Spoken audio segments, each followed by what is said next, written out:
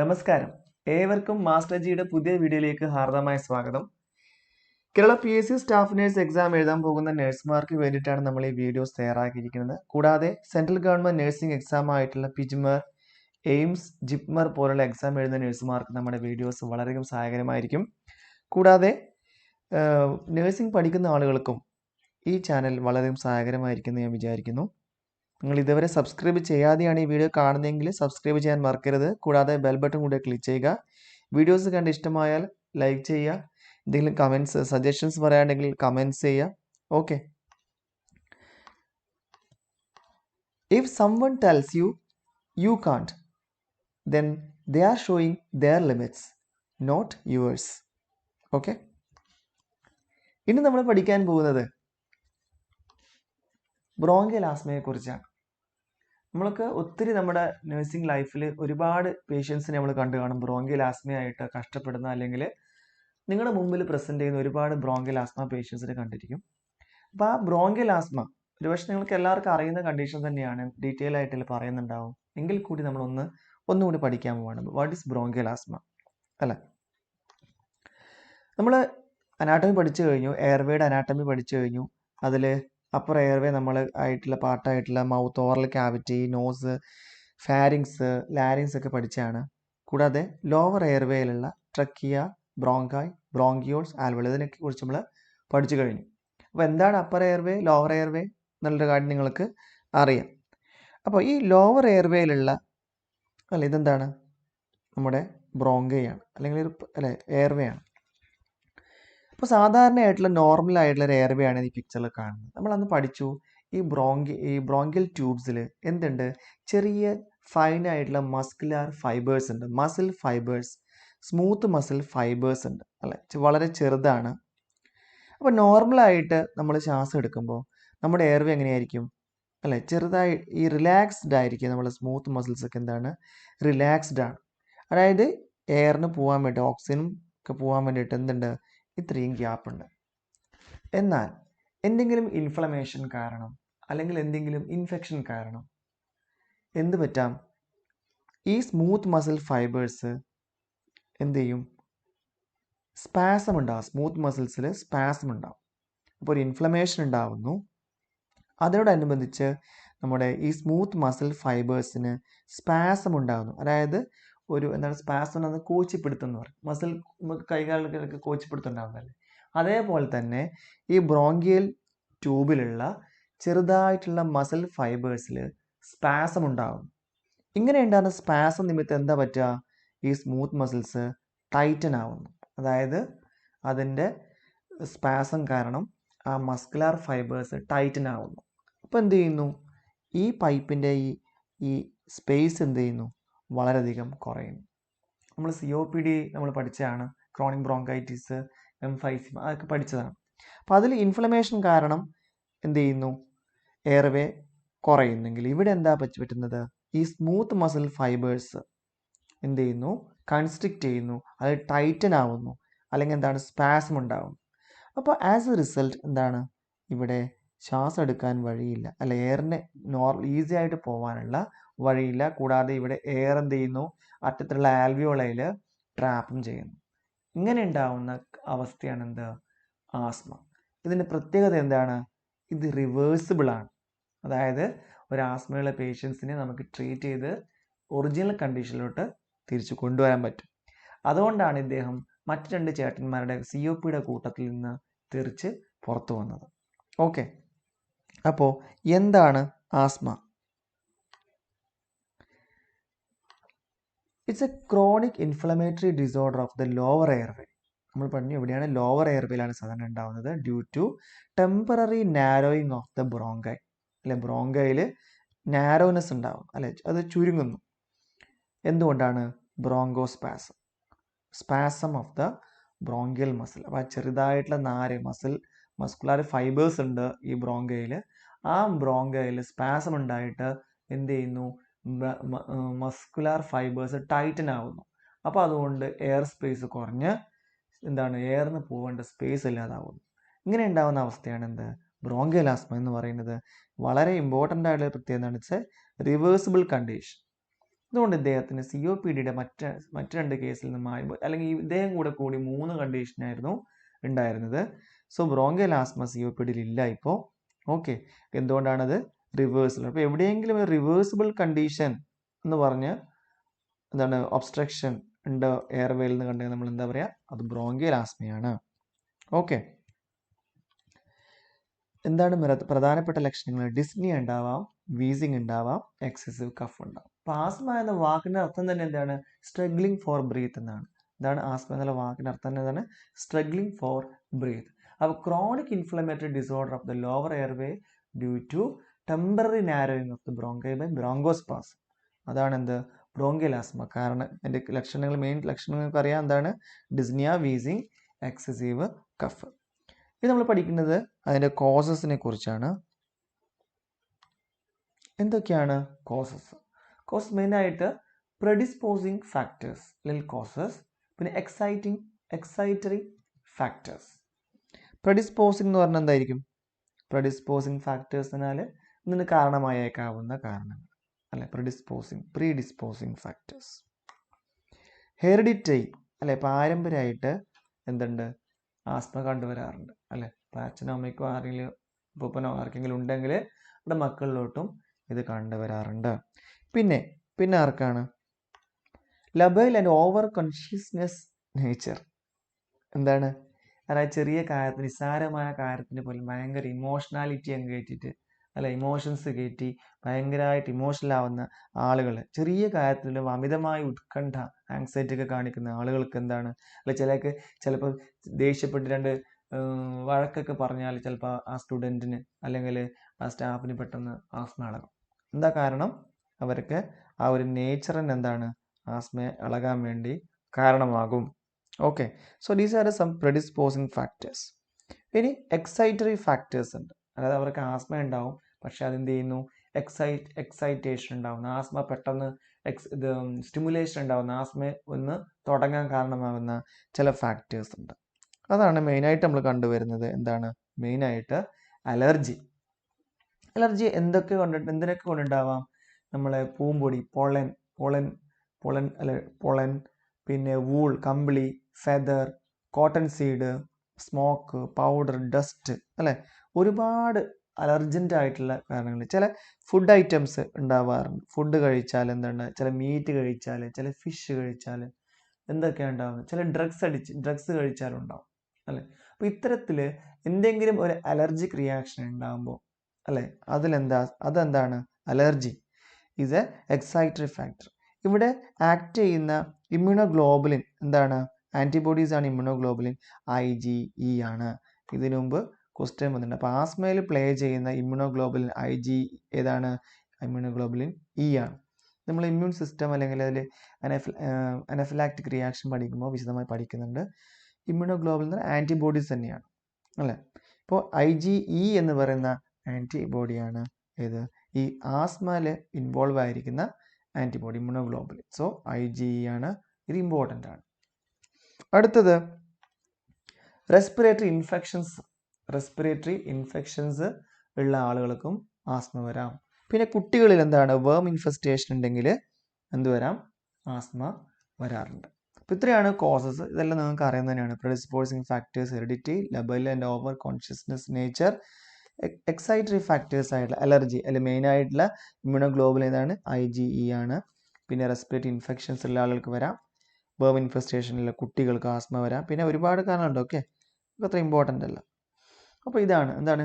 ഒരു trigger factor, അലർജൻറ്റ്. ഒരാളൊരു പൂമ്പൊടി സ്മെല്ല് ചെയ്യുന്നു അല്ലെങ്കിൽ പൊടി അടിക്കുമ്പോൾ തന്നെ എന്താണ്? എയർവെൽ ഇൻഫ്ലമേഷൻ ഉണ്ടാവുന്നു. എന്താണ് ഇൻഫ്ലമേഷൻ എന്ന് വെച്ചാൽ എക്സസീവ് റെഡ്നെസ് ഉണ്ടാവുന്നു, അവിടെ തിക്നെസ് കൂടുന്നു. അപ്പോൾ എന്താ സംഭവിക്കുക? എയർവെൽ ഇൻഫ്ലമേഷൻ്റെ ലക്ഷണങ്ങളാണ് എന്ത്? Hyper secretion of mucus. ഒരുപാട് സെക്രീഷൻസ്, സ്പ്യൂട്ടം റേസ് അല്ലെങ്കിൽ ഒരുപാട് സെക്രീഷൻസ് എയർവെയിൽ നിറയുന്നു. പിന്നെ നമ്മൾ പറഞ്ഞ എന്താണ്? എയർവേ മസിൽ കൺസ്ട്രിക്ഷൻ, ആ സ്മൂത്ത് മസിൽ സ്പാസം ഉണ്ടാവുന്നു.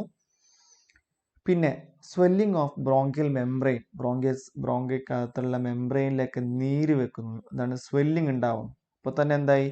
നാരോ ഓഫ് ബ്രത്തിങ് പാസേജ് ഉണ്ടായി. എന്താണ്? നാരോ ആയി. ഉടനെ തന്നെ പ്രശ്നങ്ങൾ തുടങ്ങലായി. Wheezing, cough, shortness of breath, tightness ഒക്കെ വരുന്നു. അപ്പോൾ ഇതാണ് ഇതിൻ്റെ ഒരു പത്തോഫിസിയോളജി എന്ന് നമുക്ക് പറയാം. അല്ലേ? ഒരു ഫാക്ടർ അലർജൻറ്റ് വരുമ്പോൾ എയർ ഇൻഫ്ലമേഷൻ ഉണ്ടാവും. ഉടൻ തന്നെയാണ് ഈ പറയുന്ന പ്രശ്നങ്ങൾ, മ്യൂക്കസ് സെക്രീഷൻ ഉണ്ടാകുന്നു, മസിൽ കൺസ്ട്രിക്റ്റ് ചെയ്യുന്നു, കൂടാതെ മെംബ്രെയിനിലൊക്കെ സ്വെല്ലിംഗ് ഉണ്ടാകുന്നു. ഇതൊക്കെ എന്തിന് കാരണമാകുന്നു? ആ ബ്രീത്തിങ് പാസേജ് ഇടുങ്ങി പോവാൻ അല്ലെങ്കിൽ ചുരുങ്ങി പോവാൻ കാരണമാവുന്നു. തന്നെയാണ് നമുക്ക് ആസ്മയായിട്ട് വരുന്നത്. അപ്പോൾ എന്താണിത് കാരണം? ഒരു അലർജൻറ്റ് കയറുമ്പോൾ എന്താണ്, നമ്മുടെ ഇമ്മ്യൂൺ സെൽസ് സ്റ്റിമുലേഷൻ ഉണ്ടാവുന്നു, അല്ലെ? ബി ലിംഫോസൈറ്റ്, ടി ലിംഫോസൈറ്റ് നമ്മൾ പഠിച്ചാണ്, അല്ലെ? B lymphocyte. അപ്പോൾ ഈ ബി ലിംഫോസൈറ്റ് ബോൺ മാരോയിൽ വെച്ച് പ്രോസസ്സ് ചെയ്യപ്പെടുന്ന ലിംഫോസൈറ്റ്സ് ആണ് ബി ലിംഫോസൈറ്റ്സ്. ടി ലിംഫോസൈറ്റ് നമ്മൾ പഠിച്ചത് തൈമസ് ഗ്ലാൻഡ് പ്രോസസ്സ് ചെയ്യുന്ന ടി ലിംഫോസൈറ്റ്സ് അല്ലേ നമ്മൾ പഠിക്കും ഇനി. അപ്പോൾ ഈ ബി ലിംഫോസൈറ്റ് എന്ത് ചെയ്യുന്നു? IgE എന്ന് പറയുന്ന ആൻറ്റിബോഡീസിനെ പ്രൊഡ്യൂസ് ചെയ്യുന്നു. കൂടാതെ കുറേ പ്ലാസ്മ സെൽസ്, അതായത് ഒരു ദിവസമൊക്കെ ആയുസുള്ള ഇമ്മ്യൂൺ സെല്ലുകളാണ് പ്ലാസ്മ സെൽസ്. ഈ ഒരു അലർജൻ്റ് ആദ്യം വരുന്നു, അല്ലേ? അതിനെ സെൻസിറ്റൈസേഷൻ ചെയ്തിട്ടാണ് ബി ലിംഫോസൈറ്റ് ഉണർന്ന് എന്ത് ചെയ്യുന്നു? IgE ഇമ്യൂണോഗ്ലോബുലിൻ E സിന്തസൈസ് ചെയ്യുന്നു. ഇത് വളരെ ഇമ്പോർട്ടൻ്റ് ആണ്, E എന്ന് പറയുന്നതാണ്. കൂടാതെ പ്ലാസ്മ സെൽസും റിലീസ് ചെയ്യുന്നു. ഇവരൊക്കെ പോയിട്ട് എന്ത് ചെയ്യുന്നു? നമ്മുടെ ബോഡിക്കകത്തുള്ള വേറെ ഇമ്മ്യൂൺ സെൽസുകളാണ് മാസ്റ്റ് സെൽസ് എന്ന് പറയുന്നത്, അല്ലേ? ഈ മാസ്റ്റ് സെൽസിന് എന്ത് ചെയ്യുന്നു? മാസ്റ്റ് സെൽസിനെ സ്റ്റിമുലേറ്റ് ചെയ്യുന്നു ഈ IgE എന്ന് പറയുന്ന ആൾ. മാസ്റ്റ് സെൽസ് എന്ത് ചെയ്യുന്നു? ഒരുപാട് കെമിക്കൽ മീഡിയേറ്റേഴ്സിനെ റിലീസ് ചെയ്യുന്നു. അതായത് ഹിസ്റ്റമൈൻ, അല്ലെ? ഹിസ്റ്റമൈൻ പോലുള്ള കെമിക്കൽ മീഡിയേറ്റേഴ്സ്. ഇതെന്ത് ചെയ്യുന്നു? ഈ മാസ്റ്റർ സെൽസ് ഹിസ്റ്റമൈൻ റിലീസ് ചെയ്യുമ്പോൾ എന്ത് പറ്റുന്നു? അത് ബ്രോങ്കോ കൺസ്ട്രിക്ഷൻ ഉണ്ടാക്കുന്നു, കൂടാതെ എഡിമ ഉണ്ടാക്കുന്നു. ഒരുപാട് ഈസ്നോഫിൽ സെല്ല്, അതുപോലെ ഈ ആ ഓർഗാനിസ് രോഗാണു അല്ലെങ്കിൽ ആൻറ്റിജനെ നശിപ്പിക്കാനുള്ളൊരു തത്രപ്പാടാണ് ഈ സെല്ലുകൾ അല്ലെ ചെയ്യുന്നത്. അപ്പോൾ അതിൻ്റെയൊക്കെ ഒരു പ്രവർത്തനമാണ് എന്ത്? അതിനൊക്കെ വേണ്ടിയിട്ടാണ് ഈ ഹിസ്റ്റമൈൻ റിലീസ് ചെയ്യുന്നത്. പക്ഷേ ഇതിൻ്റെ ഒരു സൈഡ് എന്താ പറയുക, അസോസിയേറ്റ് എഫക്റ്റ് ഉണ്ടാകും. എന്താ? ഈ ബ്രോങ്കോസ്പാസം, അതുപോലെ ഇൻഫ്ലമേഷൻ, സ്വെല്ലിങ്, ഇതൊക്കെ എന്താ ചെയ്യുന്നത്? ഇതാണ് നേരത്തെ പറഞ്ഞ ആ നാരോനെസ് ഓഫ് എയർ പാസേജിന് കാരണമാകുന്നത്. ഓക്കെ, അപ്പോൾ ഇതാണ് ഇതിൻ്റെ ഒരു എന്താണ് സെല്ലുലാർ ലെവലുള്ള ചേഞ്ചസ് നടക്കുന്നത്. ഇപ്പോൾ അലർജൻ ബി ലിംഫോസൈറ്റ് സ്റ്റിമുലേറ്റായി IgE സിന്തസിസ് നടത്തുന്നു. ഇവരൊക്കെ പോയിട്ട് മാസ്റ്റർ സെൽസിനെ സ്റ്റിമുലേറ്റ് ചെയ്ത് കുറേ കെമിക്കൽ മീഡിയേറ്റേഴ്സിനെ റിലീസ് ചെയ്യുന്നു. ഈ കെമിക്കൽ മീഡിയേറ്റേഴ്സിൻ്റെ പ്രവർത്തനം മൂലമാണ് എന്ത് നടക്കുന്നത്? ഈ ബ്രോങ്കോ കൺസ്ട്രിക്ഷനും കൂടാതെ എഡിമ ഓഫ് ദ എയർവേ ഒക്കെ നടന്ന് ശ്വാസം എടുക്കാൻ ബുദ്ധിമുട്ട് വരുന്നത്. മനസ്സിലായി കാണുന്നു വിശ്വസിക്കുന്നു. അപ്പോൾ എന്തൊക്കെയാണ് ക്ലിനിക്കൽ ഫീച്ചേഴ്സ് ഉള്ളത്? മെയിനായിട്ടുള്ള ഫീച്ചർ എന്താണ്? ഡിസ്നിയ, അല്ലേ? പ്രൈമറി ഫീച്ചർ എന്ന് പറയുന്നത് ഡിസ്നിയാണ്. പിന്നെ വേറെ എന്തൊക്കെയാണ് ഫീച്ചേഴ്സ്? പിന്നെ ബാക്കിയുള്ള നമുക്ക് ആസ്മയുടെ എല്ലാ ഫീച്ചേഴ്സും നമുക്ക് എല്ലാവർക്കും തന്നെ അറിയുന്നതാണ്. അതിൽ പ്രധാനപ്പെട്ട വേറെന്താണ്? പൾസസ് പാരഡോക്സസ് അല്ലെങ്കിൽ paradoxical pulse, wheezing, prolonged exhalation, cough, പിന്നെ ബാക്കിയുള്ള അസോസിയേറ്റ് കുറേ ഫീച്ചേഴ്സ്. അതിൽ എന്താണ് പൾസസ് പാരഡോക്സസ് അല്ലെങ്കിൽ പാരഡോക്സിക്കൽ പൾസ്? നമുക്കറിയുന്നത് തന്നെയാണ്. എന്താണ് പാരഡോക്സിക്കൽ പൾസ് എന്ന് പറഞ്ഞാൽ? എന്താണ്? ഇൻസ്പിരേഷൻ്റെ സമയത്ത് സാധാരണ നമ്മുടെ സിസ്റ്റോളിക് BPയിൽ ഒരു ചെറിയ കുറവ് വരും. ഒരു 10 mmHgക്കുള്ളിൽ എന്താണ് സിസ്റ്റോളിക് BP ഇൻസ്പിരേഷൻ്റെ സമയത്ത് ഒരു നെഗറ്റീവ് പ്രഷർ നമ്മുടെ ഹാർട്ടിനകത്തൊക്കെ വരുന്നതുകൊണ്ടാണ് സിസ്റ്റോളിക് BPയിൽ കുറവ് വരുന്നത് ഇൻസ്പിരേഷൻ്റെ സമയത്ത്. എന്നാൽ മോർ ദാൻ 10 mmHgയിൽ കുറവ് വരുന്നു ഏതിൽ? Systolic BP. എപ്പോൾ? ഇൻസ്പിരേഷൻ്റെ സമയത്ത്. അത്തരത്തിലുള്ള ഒരു പൾസിനെയാണ് അത്തരത്തിലുണ്ടാകുന്ന പൾസാണ് എന്ത്? പൾസസ് പാരഡോക്സസ് അല്ലെങ്കിൽ പാരഡോക്സിക്കൽ പൾസ്. ഇതിലെന്താണ്? പൾസിൻ്റെ ഒരു നമ്മൾ കയ്യിൽ പിടിക്കുമ്പോൾ ആംപ്ലിറ്റ്യൂഡ് ഓഫ് പൾസ് വേവ് എന്തായിരിക്കും? കുറവായിരിക്കും. അപ്പം അത്തരത്തിലുള്ള പൾസിനെയാണ് എന്ത്? പൾസസ് പാരഡോക്സിക്കൽ പൾസ് എന്ന് പറയുന്നത്. ഇത് ആസ്മയിലുണ്ടാവും, പിന്നെ എല്ലാ റെസ്പിറേറ്ററി കണ്ടീഷനിലും ഉണ്ടാവും ഏകദേശം. COPD, പിന്നെ കാർഡിയാക് ടാമ്പോനൈഡ് പോലുള്ള എല്ലാ പ്രശ്നങ്ങളിലും എന്തുണ്ട്? പൾസസ് പാരഡോക്സിസ് അല്ലെങ്കിൽ പാരഡോക്സിക്കൽ പൾസ് ഉണ്ട്. അപ്പം എന്താണ് പൾസസ് പാരഡോക്സ് അല്ലെങ്കിൽ പാരഡോക്സിക്കൽ പൾസ് എന്ന് പറയുന്നത്? Abnormal large decrease in stroke volume, systolic BPയിൽ അല്ലെ കുറവ് വരുന്നു. എന്താണ്? More than 10 mmHg. ഇപ്പോൾ നോർമലായിട്ട് നമുക്ക് എത്രയുണ്ട്? 10 mmHgക്കുള്ളിലാണ് എന്താണ് സിസ്റ്റോളിക് BPയിൽ ഇടിവ് വരുന്നത് സാധാരണഗതിയിൽ. ഇത്തരത്തിൽ ആസ്മ പോലുള്ള റെസ്പിറേറ്ററി കണ്ടീഷനിൽ എന്ത് പറ്റും? മോർ ദാൻ 10 mmHgയിൽ കുറവ് വരും. ഏതിൻ്റെ? Systolic BP. എപ്പോൾ? During inspiration. ഇതിനു മുമ്പ് ക്വസ്റ്റ്യൻ വന്നിട്ടുള്ളതാണ്. ഇപ്പോൾ പാരഡോക്സിക്കൽ പൾസ് പറഞ്ഞാൽ എന്താണ്? More than 10 mmHg systolic B P inspiration സമയത്ത് കുറയുന്ന പൾസാണ് പൾസ് പാരഡോക്സസ്. പിന്നെ എന്താ പ്രത്യേകത? There is decrease in abnormal large decrease in എന്താണ്? Pulse wave amplitude during inspiration. അപ്പോൾ നമ്മൾ പൾസ് റേഡിയൽ പൾസ് നോക്കുമ്പോൾ നമുക്ക് ആ പൾസിൻ്റെ ഫീൽ അത്രയും കിട്ടില്ല. അപ്പോൾ ഇത്തരത്തിലുള്ള പൾസിനാണ് എന്താ? പൾസ് പാരഡോക്സ് അല്ലെങ്കിൽ പാരഡോക്സിക്കൽ പൾസ് എന്ന് പറയുന്നത്. സിമ്പിളാണ്, ഓർത്ത് വെക്കുക. ഓക്കെ, അപ്പോൾ ഇനി നമ്മൾ പറയുന്നത് നേഴ്സിംഗ് മാനേജ്മെൻറ്റ് എന്താണ്? നേഴ്സിംഗ് മാനേജ്മെൻറ്റ് എല്ലാവർക്കും അറിയുന്നതാണ്. എന്താണ്? തെറാപ്യൂട്ടിക് പൊസിഷൻ ആക്കുക. ഒരു ബ്രോങ്കിൽ ആസ്മ അല്ലെങ്കിൽ ആസ്മ പേഷ്യൻസ് വന്നാൽ നമ്മൾ ആദ്യം ചെയ്യുന്നതാണ് ഹൈ ഫോളോവേഴ്സ് പൊസിഷൻ കൊടുക്കുന്നു, comfortable position, high followers position, അല്ലെങ്കിൽ എന്താണ് ട്രിപ്പോഡ് പൊസിഷൻ, അതായത് മുമ്പിലോട്ട് ലീൻ ചെയ്ത് ഫോർവേഡ് ലീനിങ് ആയി പേഷ്യൻറ്റിനോട് ഇരിക്കാൻ പറയുന്നു, കൈകളൊക്കെ സപ്പോർട്ട് ചെയ്ത് ഇരിക്കാൻ പറയുന്നതാണ് ട്രിപ്പോഡ് പൊസിഷൻ എന്ന് പറയുന്നത്. അല്ലെങ്കിൽ ഹൈ ഫോളോവേഴ്സ്, നമ്മൾ ഹൈ ഫോളോവേഴ്സ് പൊസിഷനാണ് സാധാരണ കൊടുക്കാറുള്ളത്. പിന്നെന്താണ് ചെയ്യാറ്? പിന്നെ വെന്റിലേഷൻ, നല്ല എയർ വെന്റിലേഷനൊക്കെ കൊടുക്കും നമ്മൾ. സാധാരണ കാര്യങ്ങളൊക്കെ നമുക്കറിയാം. പിന്നെ ഇത്തരത്തിലുള്ള പേഷ്യൻസിന് നമ്മൾ കൊടുക്കേണ്ടത് high calorie soft bland diet ആണ്. അതായത് ഈസി ഡൈജഷൻ ആയിട്ടുള്ള ഫുഡായിരിക്കണം കൊടുക്കുന്നത്. ഹൈ കലോറി ഉണ്ടായിരിക്കണം. കാരണം ഒത്തിരി ഫുഡ് അവർക്ക് റെസ്പിറേഷന് വേണ്ടി കുറേ എനർജി യൂസ് ചെയ്യാനുണ്ട്. ഡൈജഷനും കൂടെ കുറേ സമയം എനർജിയൊക്കെ യൂസ് ചെയ്ത് ആൾ ടയേർഡായി പോവും. കൂടാതെ എക്സാസർബേഷൻ ഉണ്ടാവും. അതുകൊണ്ട് high calorie soft bland diet ആയിരിക്കണം ആസ്മ പേഷ്യൻസിന് കൊടുക്കുന്നത്. Low flow oxygen, low concentration oxygen ആയിരിക്കണം നമ്മൾ കൊടുക്കുന്നത്. അല്ലെ, 2 liters ആണ് നമ്മൾ സാധാരണ കൊടുക്കുന്നത്. ചെസ്റ്റ് ഫിസിയോതെറാപ്പി നമ്മൾ പറഞ്ഞ നേരത്തെ എക്സസീവ് മ്യൂക്കസ് പ്രൊഡക്ഷനൊക്കെ ഉണ്ടാവും. അല്ലെ, വൈബ്രേഷൻ പെർക്കഷനൊക്കെ കൊടുത്ത് നമ്മൾ ചെസ്റ്റ് ഫിസിയോതെറാപ്പി പറ്റുമെങ്കിൽ നമുക്ക് കൊടുക്കാവുന്നതാണ്. അല്ലെ, മെയിനായിട്ടുള്ള എന്താണ്? High followers position, tripod position. പിന്നെ ഡയറ്റിൻ്റെ കാര്യം ഹൈ കലോറി സോഫ്റ്റ് ബ്ലാൻഡ് ഡയറ്റാണ് നമ്മൾ ഈ പേഷ്യൻസിന് കൊടുക്കുന്നത്. പിന്നെ മെഡിക്കൽ മാനേജ്മെൻറ്റ് പറഞ്ഞു, ഓക്സിജൻ അഡ്മിനിസ്ട്രേഷൻ്റെ കാര്യം പറഞ്ഞു. ഇനി എന്താണ്? മെഡിസിൻസ്. കോർട്ടിക്കോസ്റ്റിറോയിഡ്സ്, അല്ലെ, കോർട്ടിക്കോസ്റ്റിറോയിഡ്സ് നമ്മൾ കൊടുക്കും. ഏതൊക്കെയാണ് കോർട്ടിക്കോസ്റ്റിറോയിഡ്സ് നമ്മൾ കൊടുക്കുന്നത്?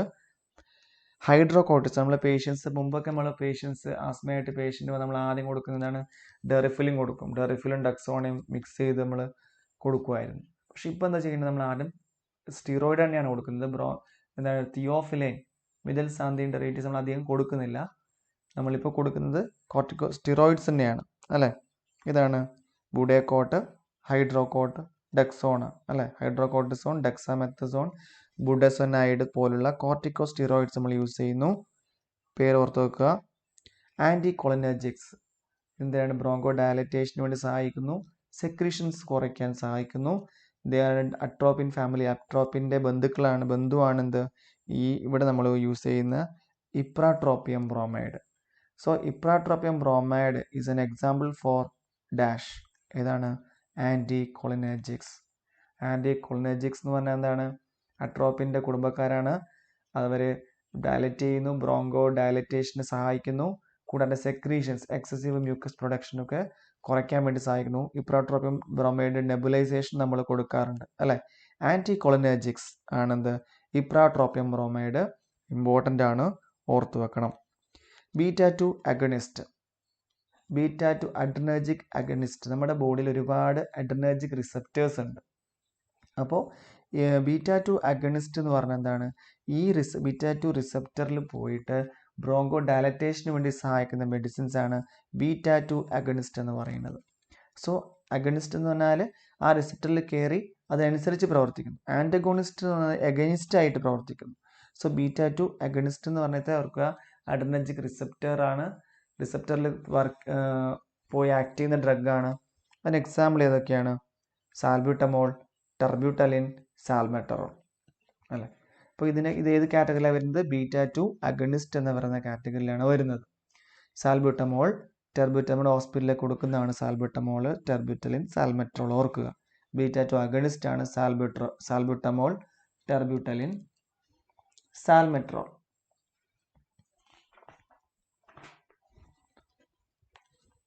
ഇനി ആൻറ്റിഹിസ്റ്റമൈൻ. നമ്മൾ നേരത്തെ ഇത് പഠിക്കുമ്പോൾ പറഞ്ഞു എന്താണ്? ഈ IG മാസ്റ്റർ സെൽസിനെ സ്റ്റിമുലേറ്റ് ചെയ്യും. അപ്പോൾ അത് കെമിക്കൽ മീഡിയേറ്റേഴ്സിനെ റിലീസ് ചെയ്യുന്ന പറഞ്ഞാൽ ഇതാണ് ഹിസ്റ്റമിൻ ആണ് ഒരു മീഡിയേറ്റർ. ഈ ഹിസ്റ്റമിൻ ആണ് എന്ത് ബ്രോങ്കോ കൺസ്ട്രിക്ഷനും അതുപോലെ എഡീമ ഓഫ് ദ എയർവേ ഒക്കെ ഉണ്ടാക്കുന്നത്. അപ്പോൾ ആ ഹിസ്റ്റമിന് എതിരായിട്ട് പ്രവർത്തിക്കുന്ന ചില ഡ്രഗ്സ് നമ്മൾ ഉപയോഗിച്ചാൽ എന്താണ് ആൻറ്റി ഹിസ്റ്റമിൻ വളരെ നല്ലതായിരിക്കില്ലേ. ഏതാണത്? ക്ലോർഫെൻറാമിൻ മാലിയേറ്റ്, സെട്രിസിൻ, ബെനാഡ്രിൽ അല്ലേ. അപ്പോൾ ഇതാണ് നമ്മൾ ഇതൊക്കെ CPO നമ്മൾ ടാബ്ലറ്റ് കഴിക്കുന്നതാണ് അല്ലേ. സെട്രിസിൻ അലർജിക്ക് വരുമ്പോൾ, ഇപ്പോൾ അലർജിക് റിയാക്ഷനിലേക്ക് എന്താ ഉണ്ടാകുന്നത്? ഹിസ്റ്റമിനാണ് ഉണ്ടാകുന്നത്. അപ്പോൾ നമ്മൾ ആൻറ്റി ഹിസ്റ്റമിൻ കഴിച്ച എന്താണ് ആ സിംറ്റംസ് കുറക്കുക. അതാണ് നമ്മൾ ജലദോഷം അല്ലെങ്കിൽ അലർജിക് റൈനൈറ്റിസ് ഒക്കെ വരുമ്പോൾ, തുമ്മലൊക്കെ വരുമ്പോൾ, ചില ചൊറിച്ചിൽ, അലർജിക് ഇച്ചിങ് അല്ലേ, പ്രൊറൈറ്റിസ് വരുമ്പോൾ എന്ത് ചെയ്യുന്നു? സെട്രിസിൻ സജസ്റ്റ് ചെയ്യുന്നത്. അപ്പോൾ എന്താണ്? ആൻറ്റി ഹിസ്റ്റമിൻ ആണ്. പിന്നെ ആൻറ്റി ഹിസ്റ്റമിൻ ആണ്, അതേസമയം ആൻറ്റി ടുസീവായി ഉപയോഗിക്കുന്ന ബെനാഡ്രിൽ അല്ലേ. ഇതൊരു ക്വസ്റ്റ്യൻ വന്നാണ്. ബെനാഡ്രിൽ ആണെന്ത് ആൻറ്റി ഹിസ്റ്റമിൻ ആയിട്ടുള്ള ആൻറ്റി ടുസീവ് എന്താണ്? കഫ് റിഫ്ലക്സ് സപ്രസ് ചെയ്യുന്ന ഡ്രഗാണ് ആൻറ്റി ടുസീവ്. അപ്പം അത്തരത്തിലൊരു ഡ്രഗാണ് എന്ത് ബെനാഡ്രിൽ എന്ന് പറയുന്നത്. ഓർത്ത് വെക്കുക, ഇമ്പോർട്ടൻ്റ് ആണ്. പിന്നെ ല്യൂക്കോട്രൈൻ മോഡിഫയേഴ്സ്. എന്താണ് ല്യൂക്കോട്രൈൻ എന്ന് പറഞ്ഞാൽ? എന്താണ്? ബ്രോങ്കോ കൺസ്ട്രിക്ഷനും സെക്രീഷനൊക്കെ ഉണ്ടാക്കുന്ന ചില കെമിക്കൽ സബ്സ്റ്റൻസ് ആണ് ല്യൂക്കോട്രൈൻ. അപ്പോൾ അതിനെ മോഡിഫൈ ചെയ്യുന്ന ഡ്രഗാണ് എന്ത് മോണ്ടലുകാസ്റ്റ് അല്ലെ. മോണ്ടലുകാസ്റ്റ് എന്ന് പറഞ്ഞാൽ ല്യൂക്കോട്രൈൻ മോഡിഫയേഴ്സ് ആസ്മയ്ക്ക് വളരെ നല്ല ഡ്രഗാണ്. സോ ഇതെല്ലാം എന്തിൻ്റെ ട്രീറ്റ്മെൻ്റ് ആണ്? ആസ്മയ്ക്ക് വേണ്ടിയിട്ടുള്ള ട്രീറ്റ്മെൻ്റ് ആണ് നമ്മൾ ഈ കണ്ടതെല്ലാം അല്ലേ. പിന്നെ മീഥൈൽ സാന്തൈൻ ഡെറിവേറ്റീവ്സ് ആയിട്ടുള്ള തിയോഫിലൈൻ, അമിനോഫിലൈൻ അല്ലെ. ഇത് ടെക്കിക്കാർഡിയൊക്കെ ഉണ്ടാക്കുന്ന ഒരു ഡ്രഗാണ് അല്ലേ. വളരെ സ്ലോ ആയിട്ട് വേണം നമ്മൾ ഏത് ഡ്രഗ് കൊടുക്കുമ്പോഴും, ചില റെയർ കണ്ടീഷൻ ഒഴികെ ബാക്കി എല്ലാ ഡ്രഗുകളും വളരെ സ്ലോ ആയിട്ട് കൊടുക്കുന്നതാണ് നമുക്ക് നല്ലത്. തിയോഫിലൈൻ, അമിനോഫിലിനൊക്കെ എന്താണ് വളരെ സ്ലോ ആയിട്ട് തന്നെ കൊടുക്കാൻ ശ്രദ്ധിക്കുക. Okay, so these are the drugs for the asthma treatment. ഇപ്പോൾ ഇത്രയാണ് നമുക്ക് പഠിക്കാനുണ്ടായിരുന്നത്. ഇനി നമ്മൾ പഠിക്കുന്നത് സ്റ്റാറ്റസ് അസ്മാറ്റിക്കസ് അല്ല. സ്റ്റാറ്റസ് അസ്മാറ്റിക്കസ് എന്ന് പറഞ്ഞാൽ എന്താണ്? ഇറ്റ് ഇസ് എ മെഡിക്കൽ എമർജൻസിയാണ്. ഒരു എമർജൻറ്റ് സിറ്റുവേഷനാണ് സ്റ്റാറ്റസ് അസ്മാറ്റിക്കസ് എന്ന് പറയുന്നത്. ലൈഫ് ത്രെട്ടനിങ് കോംപ്ലിക്കേഷൻ ഓഫ് ആസ്മയാണ് എന്ത് സ്റ്റാറ്റസ് അസ്മാറ്റിക്കസ് എന്ന് പറഞ്ഞാൽ. എന്താണ്? നമ്മൾ സാധാരണ ആസ്മ പേഷ്യൻ്റ് വരും, വലിച്ചുകൊണ്ട് വരും, ശ്വാസം മുട്ട് വരും, നമ്മൾ എന്ത് ചെയ്യും? സ്റ്റിറോയിഡ് കൊടുക്കും അല്ലെങ്കിൽ ബ്രോങ്കോ ഡയലേറ്റർ കൊടുക്കും. അത് കൊടുത്തു കഴിഞ്ഞ് ഒരു കുറച്ച് കഴിയുമ്പോൾ തന്നെ പേഷ്യൻ്റ് എന്താണ് റിലാക്സേഷൻ കിട്ടും അല്ലേ. അപ്പോൾ നമ്മൾ നോക്കുന്ന ചിരിക്കും, കുറച്ച് സമാധാനം വർത്താനൊക്കെ പറയും. എന്നാൽ ഇത്തരം സ്റ്റാറ്റസ് അസ്മാറ്റിക്കസ് ആകുമ്പോൾ ആസ്മയായിട്ട് വരും, നമ്മൾ എന്ത് കൊടുത്താലും എന്താണ് ആസ്മ കുറയില്ല. So most intractable form of asthma, കുറയാത്ത ടൈപ്പ് ആസ്മയാണ് എന്ത് സ്റ്റാറ്റസ് അസ്മാറ്റിക്കസ് എന്ന് പറഞ്ഞാൽ. കുറയുകയില്ല. നമ്മൾ എന്ത് കൊടുത്ത് ഡ്രഗ് തെറാപ്പി എന്ത് നമ്മുടെ കൈകളിലെല്ലാം കൊടുത്താലും എന്താണ് അത് വീസിങ് തുടർന്നുകൊണ്ടേയിരിക്കും. അവേഴ്സ് ടു ഡേയ്സ്, ചിലപ്പോൾ ദിവസങ്ങളോളം ശ്വാസം വലി ഉണ്ടായിക്കൊണ്ടേയിരിക്കും അല്ലേ. Unresponsive to usual drug therapy, നമ്മൾ കൊടുക്കുന്ന സാധാരണ മരുന്നുകൾക്കൊന്നും ഇത് റെസ്പോണ്ട് ചെയ്യില്ല. ഇതെന്താണ്? ഇറ്റ്സ് എ മെഡിക്കൽ എമർജൻസി അല്ലെ. ഒരു എമർജൻസി സിറ്റുവേഷനാണ്. മരണം വരെ സംഭവിക്കാം. കുറേ ഇങ്ങനെ ഇന്റർകോസ്റ്റൽ മസിൽ, ആക്സസറി മസിൽസ് എല്ലാം യൂസ് ചെയ്ത് പേഷ്യൻ്റ് അൺകോൺഷ്യസ് ആയി അവസാനം എന്ത് വരാം?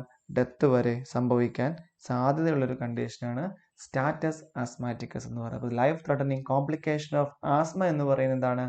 സ്റ്റാറ്റസ് ആസ്മാറ്റിക്കസ് ആണ്. അപ്പോൾ നമ്മൾ എന്താ ചെയ്യുക ഇതിന് വേണ്ടിയിട്ട്? ഇതിന് നമ്മൾ ചെയ്യുന്നത് എന്താണ്? നമ്മൾ എത്രയും പെട്ടെന്ന് വെന്റിലേറ്ററി സപ്പോർട്ടുള്ള സ്ഥലത്തേക്ക് പേഷ്യൻ്റ് ഷിഫ്റ്റ് ചെയ്യുക എന്നുള്ളതാണ് ഏറ്റവും പ്രധാനപ്പെട്ട കാര്യം.